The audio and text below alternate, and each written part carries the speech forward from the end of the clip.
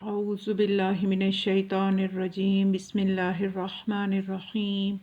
الحمد لله الذي جعلنا من المتمسكين بولاية علي أمير المؤمنين وأولاده الطاهرين الصلاة والسلام على سيدنا ونبينا أبي القاسم محمد صلی اللہ علیہ وآلہ وسلم۔ ایک بہت ہی خوبصورت حدیث مبارکہ جس کے 5 جز میں آپ کے سامنے پیش کر چکی ہوں۔ آج اس کے چھٹے حصے اور آخری حصے پہ گفتگو باقی ہے اور اس کے کچھ نکات میں آپ کو ہدیہ کروں گی۔ حدیث مبارکہ وہی المغفرۃ منی و توبۃ منکم الجنۃ منی و طاعۃ منکم الرزق منی و شکر منکم، یعنی خداوند تعالیٰ فرماتا ہے کہ مغفرت میری طرف سے ہے اور توبہ کرنا بندے کا کام ہے، توبہ تم نے کرنی ہے، جنت میں دوں گا، اطاعت تم نے کرنی ہے، یعنی اس اطاعت کا نتیجہ جنت ہوگی، اور شکر کا نتیجہ رزق ہوگا، القضاء منی و رضاء منکم، اور فیصلہ میں کروں گا، اس پہ راضی تم نے رہنا ہے، البلاء منی و صبر منکم، پھر خدا فرماتا ہے کہ آزمائش میری طرف سے ہے اور صبر تمہاری طرف سے ہونا چاہیے، اور پھر فرمایا الاجابۃ منی والدعاء منکم، خدا فرماتا ہے کہ قبولیت میں کروں گا، دعا کرنا تمہارا کام ہے۔ یعنی یہ حدیث مبارکہ کے بتایا گیا ہے کہ کون سے کام ہیں جو بندے نے کرنے ہیں اور کون سے کام ہیں جو اللہ نے کرنے ہیں۔ تو خدا کہتا ہے دعا تم کرو، یعنی دعا تم نے کرنی ہے، اور اس کی قبولیت جو ہے اس کو قبول کرنا میرا کام ہے، یعنی اگر ہم دعا کریں تو خدا ضرور قبول کرے گا۔ تو بس آج تھوڑا سا دعا کی فضیلت پہ، اس کی اہمیت اور فلسفے پہ کچھ نکات آپ کو ہدیہ کروں گی، یا کچھ الجھنیں کہ ہماری دعائیں قبول کیوں نہیں ہوتی، آزمائشیں لمبی کیوں ہو جاتی ہیں، یہ سب چیزیں انشاءاللہ آج میں آپ کو بتاؤں گی۔ تو آپ ذرا غور سے سماعت فرمائیے گا کہ دعا جو ہے یہ خدا فرماتا ہے کہ آپ نے کرنی ہی ہے، اور اس دعا کا نتیجہ جو ہوگا وہ قبولیت ہوگا۔ یعنی مومن کو دعا کرنے سے کبھی مایوس نہیں ہونا چاہیے، کہ یہ نہیں سوچنا چاہیے کہ میری تو دعائیں قبول نہیں ہوتی تو اب میں دعا کر کے کیا کروں، میری تو دعا قبول ہی نہیں ہوتی، تو ایسا ہرگز نہیں سوچنا چاہیے، بلکہ ایک بہت ہی مستند کتاب ہے میزان الحکمہ، اس میں یہ حدیث مبارکہ موجود ہے کہ رسول خدا صلی اللہ علیہ وآلہ وسلم یہ فرماتے ہیں کہ تمہارا رب بڑی حیا اور حیا والا کریم ہے، اسے اس بات سے حیا آتی ہے کہ بندہ اس کے حضور ہاتھ پھیلائے اور وہ اسے خالی پلٹا دے۔ سوچئے کہ ایک عام انسان جو اللہ کی مخلوق ہے، اس سے بھی اگر کوئی کچھ مانگتا ہے تو انسان میں انسانیت موجود ہو تو انسان کا دل نہیں کرتا کہ اس کو خالی ہاتھ لوٹائے، تو کہاں خالق جو کہ اتنا، جس کی رحمت اس کے غضب پہ سبقت لیے ہوئے ہے، جو غفور الرحیم ہے، جو مبسوط یدہ مبسوطتان کے جس کے رزق وسیع ہے، جس کی قدرت لامحدود ہے، اور وہ کیسے کسی بندے کو خالی ہاتھ لوٹائے گا۔ تو اس لیے امام زین العابدین علیہ السلام نے فرمایا مومن کی دعا کے 3 نتیجے نکلتے ہیں، بس یہ نتیجے آپ غور سے سن لیجئے۔ مولا فرماتے ہیں یا تو دعا اس کے لیے ذخیرہ کر لی جاتی ہے، یعنی فوری قبول کرنا اس کے حق میں نہیں ہوتا، اور یا جلدی قبول ہو جاتی ہے۔ دوسرا نتیجہ یہ ہوتا ہے کہ جلدی قبول بھی ہو جاتی ہے، اور تیسرا نتیجہ یہ ہوتا ہے مومن کی دعا کا کہ کسی ایسی مصیبت کو ٹال دیا جاتا ہے جو اس پر نازل ہونے والی ہوتی ہے۔ یعنی اگر دعا میں تاخیر ہوئی ہے تو اس میں گھبرانا نہیں ہے، مومن کی دعا کے یہ 3 نتیجے نکلتی ہیں، تینوں مومن کے فائدے میں ہیں۔ میزان الحکمہ میں بھی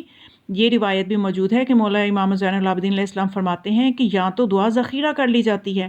یعنی اس کو جب اس کا وقت ہوگا تو اس کو اللہ نے قبول کرنا ہے تاکہ اس کے لیے دنیا اور آخرت کے فائدے کے ساتھ قبول ہو،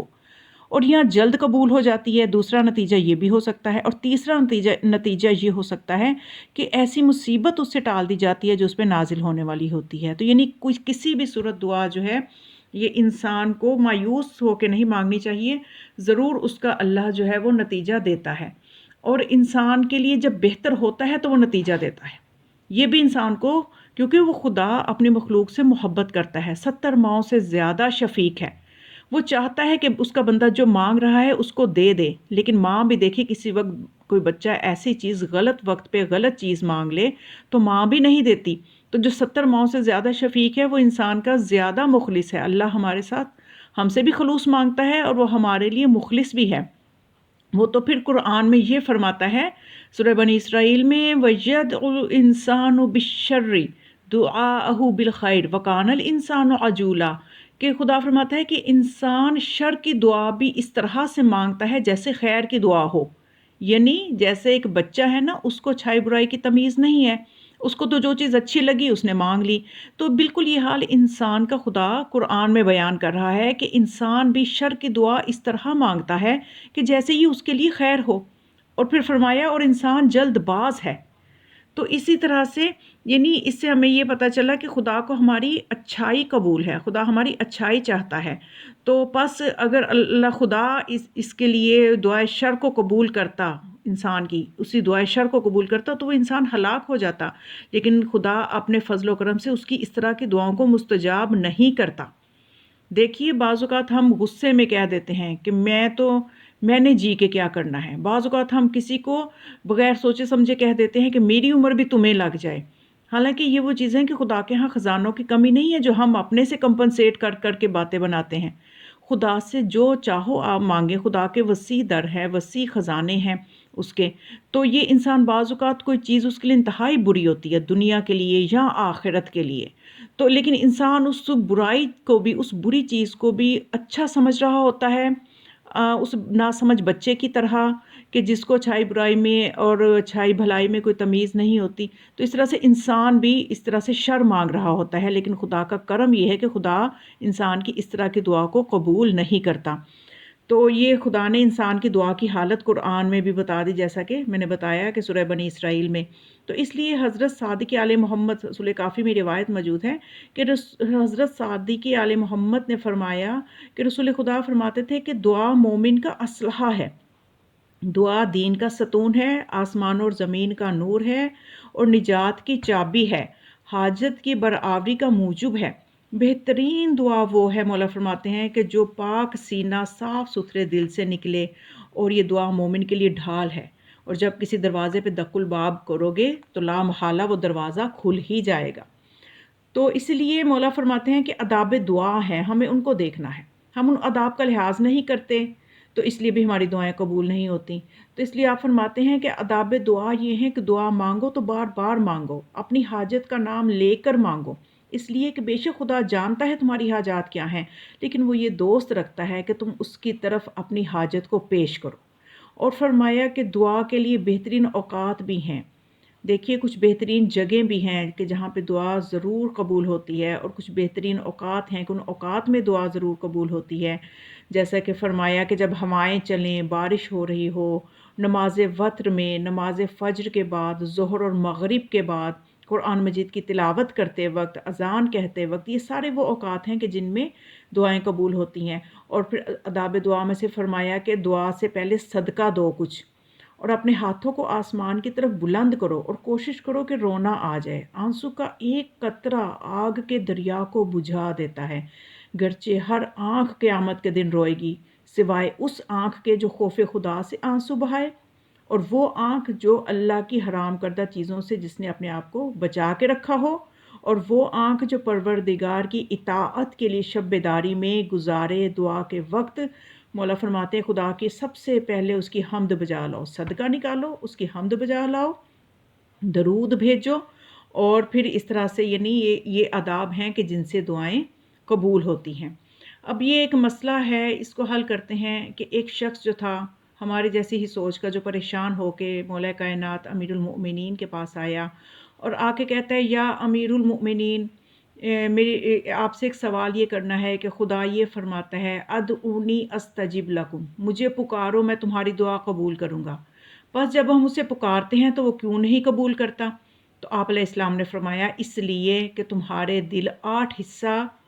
کے اندر خیانت کر چکے ہیں، یعنی تمہارے دل کے اندر 8 حصوں میں خیانت موجود ہے، جب وہ خیانت کے ساتھ آلودہ ہوئے ہیں تو پھر دعا کیسے قبول ہوگی؟ اس نے جب پوچھا مولا وہ 8 خیانتیں کون سی ہیں؟ اب یہ خیانتیں پہلے ہم دیکھ لیں کہ ہماری اپنی کمزوریاں کہاں کہاں موجود ہیں جو ہماری دعائیں قبول نہیں ہوتی، یعنی ہمیں صرف ایک ہی چیز نظر آتی ہے کہ اللہ نے کہا تھا کہ میں سنوں گا تو وہ قبول نہیں کر رہا، اللہ نے کہا تھا میں قبول کروں گا تو وہ نہیں کر رہا، ہم وہ چیزیں نہیں سوچتے جو شرائط، جو آداب جن کا ہمیں لحاظ رکھ کے دعا مانگنی ہے، ان میں سے ہم کتنی پوری کر رہے ہیں، ہمیں ان چیزوں کو بھی دیکھنا ہے۔ تو مولا نے فرمایا وہ 8 خیانتیں جو تمہارے دل میں ہیں وہ یہ ہیں کہ پہلا یہ، تم نے خدا کو پہچانا لیکن خدا کے حق کو ادا نہیں کیا کہ جیسے ادا کرنے کا حق ہے۔ دیکھیے جب ہم نے اللہ کو پہچان لیا کہ وہ ہمارے اعمال پہ کو دیکھتا ہے، وہ ہماری باتوں کو سنتا ہے، تو کیا ہم نے کبھی کسی گناہ سے بچنے کی کوشش کی کہ اللہ دیکھ رہا ہے؟ کبھی کسی غیبت کو سنتے ہوئے ہمیں یہ ہوا کہ اللہ بھی سن رہا ہے کہ یہ بات جو میں غلط بیان کر رہی ہوں یا سن رہی ہوں؟ اللہ یعنی اللہ کا حق پہچاننا کہ اللہ کو محسوس، اپنے اللہ کے وجود کا احساس کرنا کہ وہ سمیع بھی ہے، بصیر بھی ہے۔ پھر فرمایا دوسرا، تم اپنے پیغمبروں پر ایمان لائے لیکن پیغمبر کی روش کے ساتھ مخالفت کی اور ان کی باتوں پر عمل نہیں کیا، تو پس پھر ایمان کا ثمرہ کہاں سے ملے گا تمہیں؟ دعائیں کیسے قبول ہوں گی؟ تیسرا یہ کہ تم نے قرآن مجید کی تلاوت کی، اس کے مطابق نہ چلے۔ تم نے کہا کہ ہم نے سنا اور اطاعت کریں گے لیکن تم نے مخالفت کی، یعنی قرآن ہم پڑھتے تو ہیں لیکن ہم اس کی ایک آیت کو بھی اس نیت سے پڑھیں کہ ہم اس پہ عمل کریں گے، تو پھر وہ پڑھنا اور ہے، وہ ہے پڑھنے کا حق ادا کرنا۔ اور یہ تیسری چیز۔ چوتھی چیز یہ کہ مولا فرماتے ہیں کہ تم نے کہا کہ ہم جہنم کی آگ سے ڈرتے ہیں، لیکن وہ خوف کیسا کہ اس چیز پہ تمہارا ایمان تو ہے کہ جہنم کی آگ ہوگی اور اس سے ہم ڈرتے ہیں، لیکن اس ڈر کی وجہ سے تم نے گناہوں کو کتنا ترک کیا۔ یعنی یہ کس قسم کا ڈر ہے کہ بس زبانی تو ہم کہتے ہیں کہ ہم آگ سے ڈرتے ہیں، ہم جہنم سے ڈرتے ہیں، لیکن اس ڈر کو ہمارے عمل میں نظر آنا چاہیے تھا۔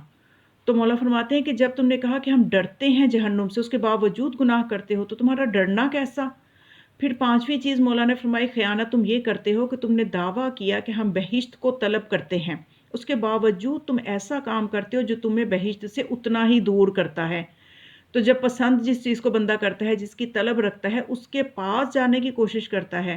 ایسے کام کرتا ہے کہ مجھے وہ ملے، لیکن ہم طلب تو کرتے ہیں بہشت کی، لیکن کام ایسے کرتے ہیں جو ہمیں بہشت سے دور لے جانے والے ہیں۔ تو چھٹی خیانت مولا نے فرمایا یہ کہ تم نے خدا کی نعمت کو کھایا اور اس شکر ادا نہ کیا، یعنی ہماری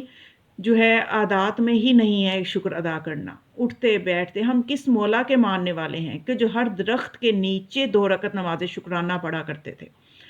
ہم کن ہستیوں کے ماننے والے ہیں کہ جنہوں نے کربلا میں ہر مصیبت پہ سجدہ شکر کیے؟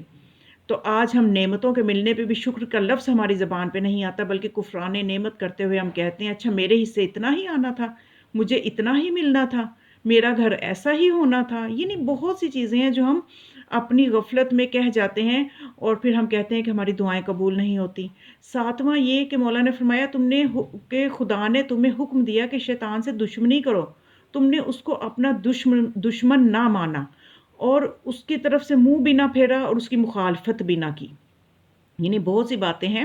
جو ہمیں شیطان کرنے کا حکم دیتا ہے، خدا منع کرتا ہے، لیکن ہم شیطان کے حکم کو خدا کے حکم پہ فوقیت دیتے ہوئے عمل کر رہے ہوتے ہیں، شیطان کی بات پہ عمل کر رہے ہوتے ہیں خدا کی بات کو پیچھے کر کے۔ تو پھر یہ کیا ہوا کہ ہم نے شیطان سے دشمنی تو نہ کی، یہ تو ہماری دوستی ہے کہ ہم اس کی باتوں پہ عمل کر رہے ہیں۔ اور آٹھویں چیز یہ کہ مولا نے فرمایا کہ لوگوں کے عیبوں کو اپنی آنکھوں کے سامنے رکھتے ہو اور اپنے عیبوں کو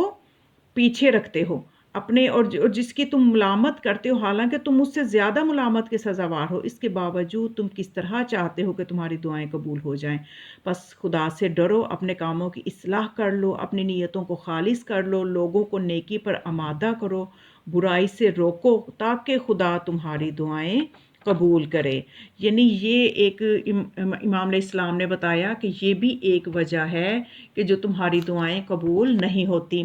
یہاں پہ ایک بہت ہی خوبصورت نقطہ ہے جو میں ہدیہ کرنا چاہتی ہوں کہ اس میں بھی ہمیں اپنی بہت سی مشکلات کا حل ملے گا۔ تفسیر انوار النجف میں یہ روایت موجود ہے کہ ایک شخص امام جعفر صادق علیہ السلام کی خدمت میں آیا اور عرض کی کہ مولا قرآن مجید کی 2 آیتوں میں مجھے دعوے کی تصدیق نہیں ملتی، یعنی اس میں خدا جو دعویٰ کر رہا ہے وہ دعویٰ اس طرح سے پورا نہیں ہوتا، نعوذ باللہ۔ یعنی دیکھیے کتنی بڑی بات اس نے کہہ دی، امام وہ بھی امام معصوم کی خدمت میں آ کے کیا کہا کہ قرآن کی 2 آیتیں ایسی ہیں کہ جن کی 2 دعوے ایسے ہیں کہ جن کی تصدیق نہیں ملتی۔ آپ علیہ السلام نے فرمایا وہ کیا ہے؟ سائل نے کہا ایک تو آیت ہے کہ خدا فرماتا ہے ادعونی استجب لکم، کہ تم مجھے پکارو، میرے سے مانگو تو میں تمہیں جو ہے وہ عطا کروں گا، تمہاری دعا کو قبول کروں گا۔ تو مولا ہم دعائیں مانگتے ہیں لیکن قبولیت نہیں پاتے۔ آپ نے فرمایا کیا تیرے خیال میں خدا نے وعدہ خلافی کی ہے؟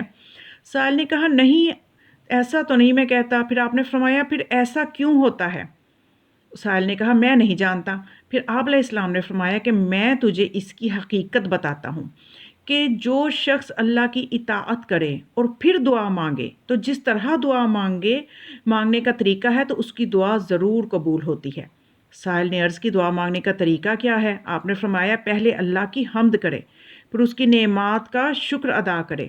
اور پھر درود بھیجے اور اپنے گناہوں کو یاد کر کے ان کا اقرار کرے، ان سے توبہ کرے، یعنی اپنے آپ کو پاکیزہ کرے۔ بس یہ دعا کا طریقہ ہے۔ پھر آپ نے فرمایا پھر کہ دوسری آیت کون سی ہے جس کی تجھے تصدیق نہیں مل رہی؟ سائل نے عرض کیا کہ وہ یہ آیت ہے کہ خدا فرماتا ہے وَمَا أَنفَقْتُم مِّن شَيْءٍ فَهُوَ يُخْلِفُهُ وَهُوَ خَيْرُ الرَّازِقِينَ کہ تم جو کچھ بھی خرچ کرتے ہو بس خدا اس کا بدل عطا فرماتا ہی ہے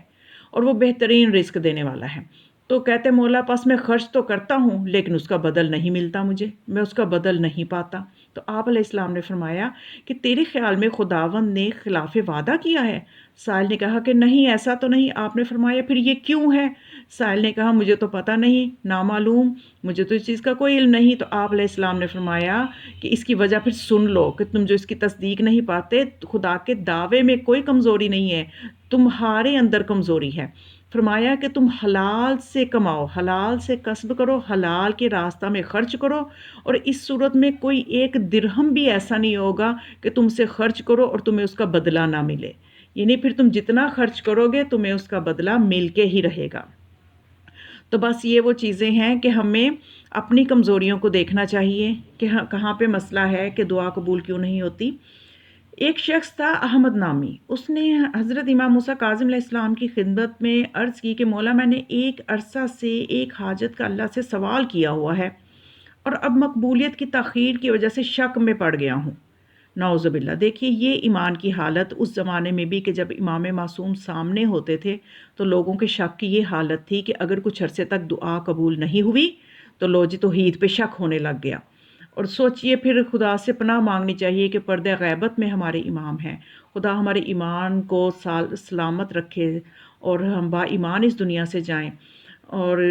ہمارے امام جو ہیں ان کا دست شفقت ہمارے سروں پہ رہے۔ تو اب یہ شخص کہتا ہے کہ مجھے کچھ شک سا ہونے لگتا ہے، تو حضرت نے فرمایا اے احمد، شیطان کے پھندے سے بچ کر رہ کہ کہیں تجھے رحمت خدا سے مایوس ہی نہ کر دے۔ میرے جد امام محمد باقر علیہ السلام فرمایا کرتے تھے کہ بعض اوقات مومن دعا مانگتا ہے تو خداوند کریم اس کی قبولیت کو مؤخر کر دیتا ہے، کیونکہ اس کی غمناک آواز، اس کا دردناک لہجہ خدا کو محبوب ہوتا ہے۔ دیکھیں یہ بھی ایک ضابطہ ہمارے سامنے اور آ گیا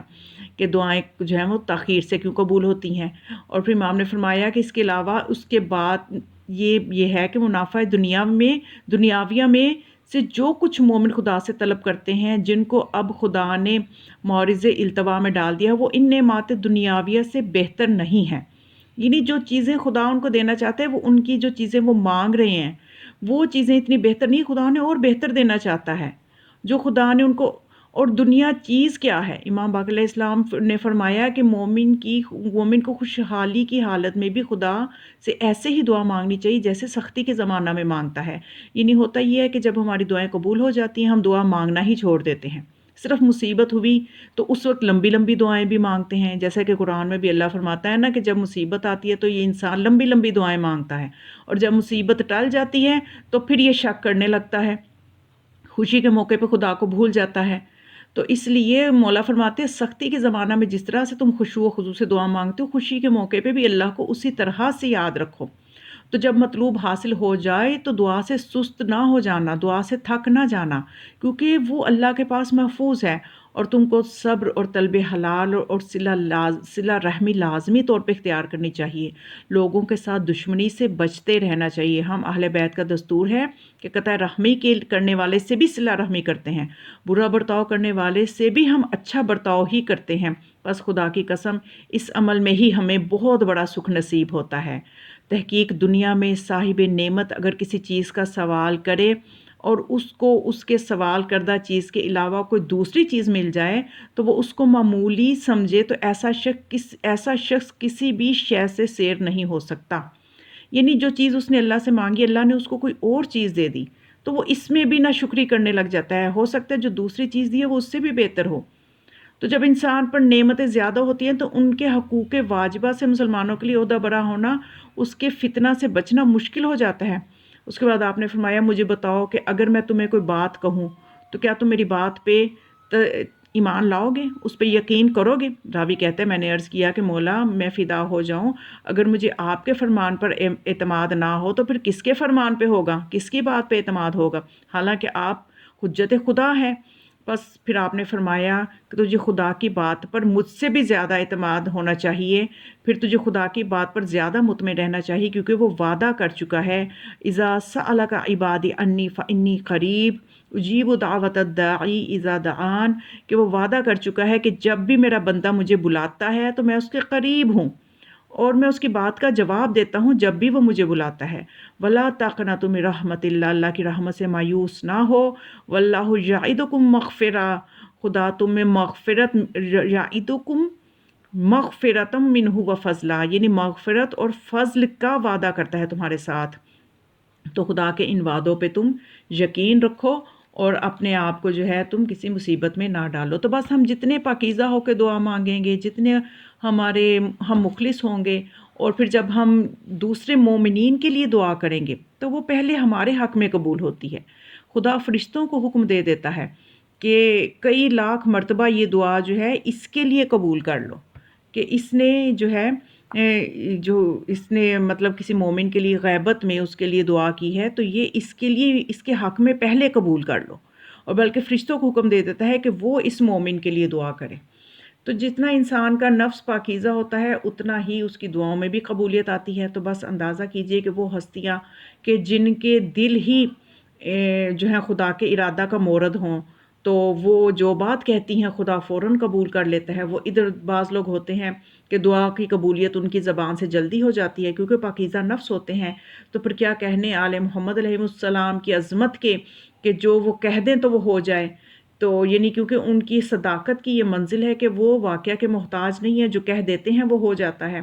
بلکہ معصوم تو یہ فرماتے ہیں، امام نقی علیہ السلام فرماتے ہیں کہ ہمارے قلوب، ہم آئمہ کے قلوب اللہ کے ارادہ کا مورد ہیں، یعنی ہم اللہ کے ارادہ کی جگہ ہیں، یعنی ہم کوئی ارادہ کرتے ہی نہیں ہیں جو اللہ کے ارادے میں نہ ہو، ہم کرتے ہی وہ بات ہیں جو اللہ کے ارادے میں ہوتی ہے، وہی بات ہم کرتے ہیں۔ تو اس لیے دیکھیے کہ ان کی دعا کی قبولیت کے لیے وہ واقعہ کے محتاج نہیں ہے، جیسے کہ بی بی فاطمہ سلام اللہ علیہا نے بچوں سے کہا تھا کہ درزی تمہارے کپڑے لے کے آئے گا، یہ انہوں نے دعا نہیں کی تھی، انہوں نے بات کی تھی، ان کی بات کہنا ہی قبولیت ہے۔ تو فوراً سے یعنی وہی ہو گیا کہ جیسا بی بی نے فرمایا تھا۔ اور اس کے علاوہ امام جعفر صادق علیہ السلام کا بھی ایک میں آپ کے سامنے بہت ہی آپ کے ایمان افروز واقعہ آپ کے ساتھ شیئر کرتی ہوں کہ امام علیہ السلام، علی بن حمزہ کا بیان ہے کہ میں نے امام جعفر صادق علیہ السلام کے ساتھ حج ادا کیا۔ ہم لوگ راستہ میں ایک سوکھی کھجور کا درخت تھا، اس کے نیچے ہم بیٹھ گئے، اور حضرت علیہ السلام نے، امام علیہ السلام نے اپنے ہونٹوں کو حرکت دی، چند الفاظ ارشاد فرمائے کہ جو میں سمجھ نہ سکا۔ پھر فرمایا اے کھجور، اللہ تعالیٰ نے جو تجھ میں اپنے بندوں کے لیے رزق قرار دیا ہے اس سے ہمیں بھی کھلا۔ تو وہ علی بن حمزہ کہتا ہے کہ میں نے دیکھا کھجور کا درخت جھک گیا اور ہری ہری کھجور فوراً وہ ہرا بھرا ہو گیا اور پھل آور ہو گیا اور پھل پک گیا، اور حضرت نے اس میں سے کھایا اور مجھے بھی کہا کہ نزدیک آ جاؤ، بسم اللہ پڑھ کر کھاؤ۔ علی بن حمزہ کہتا ہے کہ میں نے بھی اس میں سے تازہ کھجوریں کھائیں جو بہت میٹھی اور پاکیزہ تھیں۔ تو وہاں پہ ایک عرابی آیا، یعنی عرب کا بدو، اس نے جب یہ دیکھا تو وہ کہنے لگا کہ یہ تو کوئی جادو ہے، اس سے بڑا جادو اور کوئی میں نے آج تک نہیں دیکھا۔ تو امام علیہ السلام نے فرمایا کہ ہم لوگ ورثۃ الانبیاء ہیں، انبیاء کے وارث ہیں، ہم میں جادو اور کہانت نہیں ہے، بلکہ ہم اللہ سے دعا کرتے ہیں اور وہ ہماری دعا قبول فرما لیتا ہے۔ تو امام علیہ السلام نے عرابی سے کہا اگر تو پسند کرے تو میں تیرے لیے اللہ سے دعا کروں کہ وہ تجھے کتے کی شکل میں تبدیل کر دیں، اور تو گھر جائے تو تیرے گھر والے تجھے مار بھگائیں۔ عرابی نے نادانی میں کہہ دیا، چونکہ اسے معرفت نہیں تھی مولا کی عظمت کی، اسے ان کی مقام عظمت کو نہیں جانتا تھا، تو اس نے کہہ دیا کہ ہاں ٹھیک ہے، میں بھی دیکھتا ہوں، کریں دعا۔ جب اس نے یوں کہا تو آپ علیہ السلام نے اللہ تعالیٰ سے دعا کی اور اسی وقت عرابی کتے کی صورت میں تبدیل ہو گیا، گھر کی طرف گیا، علی بن حمزہ کہتے ہیں کہ میں اس کے پیچھے تھا، میں نے دیکھا کہ واقع حکم امام کے مطابق گھر والوں نے دھکے دے کے مار بھگایا۔ روتا ہوا امام علیہ السلام کی خدمت میں حاضر ہوا اور آنسو بہا کر عرض کرنے لگا، حضور کو ترس آ گیا اور آپ کے حق میں آپ علیہ السلام نے اس کے حق میں دعا کی اور وہ عرابی اپنی اصلی صورت میں واپس آ گیا۔ پھر امام علیہ السلام نے فرمایا، کیا خیال ہے، اب ایمان لائے گا؟ عرابی نے عرض کی، مولا کلمہ پڑھائیں، اور وہ مسلمان ہو گیا۔ یعنی کنوز المعجزات وہ کتاب ہے جس میں کہ یہ واقعہ موجود ہے۔ یعنی یہ ہستیاں جو ہیں یہ اس مقام پہ ہیں، اس لیے ان کو وسیلہ بنانے کا حکم ہے کہ جب ہم ان ہستیوں کو وسیلہ بناتے ہیں اللہ کی بارگاہ میں تو پھر وہ دعائیں قطعاً خدا رد نہیں کرتا۔ تو بات وہی ہے کہ اگر دعا قبول ہونے میں تاخیر ہو رہی ہے تو خدا کو کیا ہی اچھی بات ہے کہ خدا کو اس مومن کی آواز اچھی لگ رہی ہے، اس کا گریہ زاری کرنا اچھا لگ رہا ہے۔ اور پھر مومن کی دعا کے 3 نتیجے میں نے آپ کو بتائے، تینوں ہی بہترین ہیں اور مومن کے حق میں ہیں، شروع میں جیسا کہ میں نے 3 نتیجے بتائے۔